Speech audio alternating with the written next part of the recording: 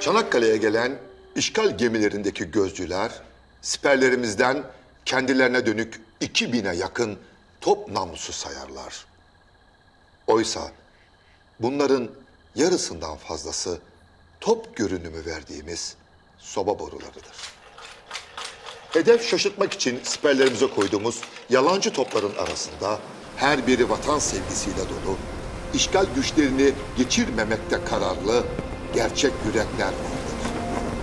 Hastane çadırlarında tüm hazırlıklar tamamlanmış, gerekli olan tüm ameliyat gereçleri yan yana dizilmiş, pek yakında cepheden taşınacak yaralılar beklenmektedir. Öyle ya, savaş sadece siperlerde yaşanmayacaktır Çanakkale'de. Yaralı askerlerimizin hayatını kurtarmak için doktorlarımızın, hemşirelerimizin vereceği savaş da ilk top sesiyle birlikte başlamak üzeredir. Ve 18 Mart sabahı birbiri ardına duyulan top sesleriyle doktorlarımızın gözleri yaralıları karşılamak için cepheden gelen yola çevrilir. Çok geçmeden ilk yaralıyı taşıyan sedyeciler görünür. Acılar içinde kıvranan askere ağrı kesici yapılarak yaraları dikilmeye başlandığında anlaşılır ki askerlerimizin üstüne yağan mermi yağmuru gibi hastane çadırlarına da hiç durmaksızın yaralılar taşınmakta. Rus Harbi'ni, Balkan Harbi'ni yaşamıştık. Ama böylesine yoğun yaralının olduğu bir savaşla ilk kez karşı karşıyaydık. Sanayi devrimiyle daha da korkunç hale gelen silahların en güçlüleri hem de birleşerek üstümüze ölüm yağdırıyordu.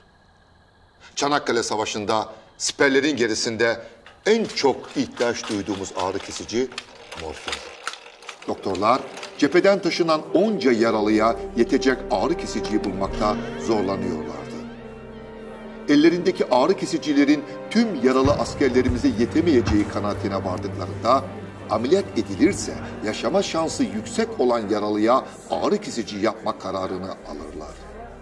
Ameliyathane olarak kullanılan çadırın önüne bir masa konulmuş, cepheden gelen her yaralı önce bu masaya yatırılmakta ve doktor tarafından ameliyata alınıp alınmayacağına, yani morfin yapılıp yapılmayacağına karar verilmektedir.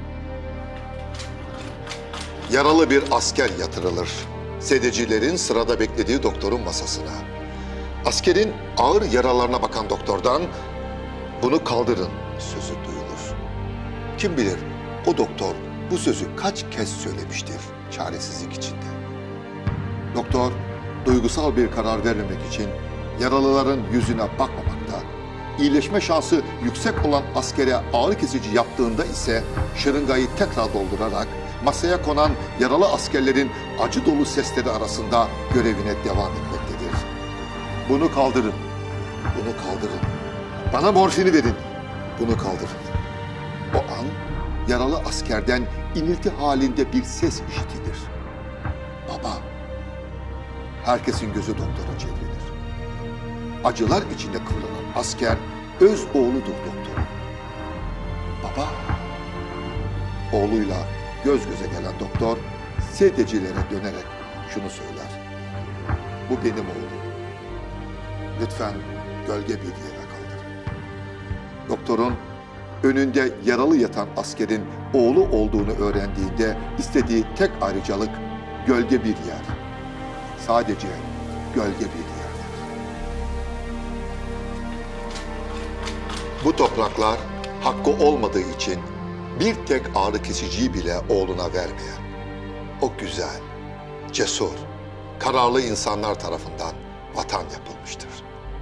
Çanakkale şehitlerimizin ve gazilerimizin anısına sonsuz saygıyla.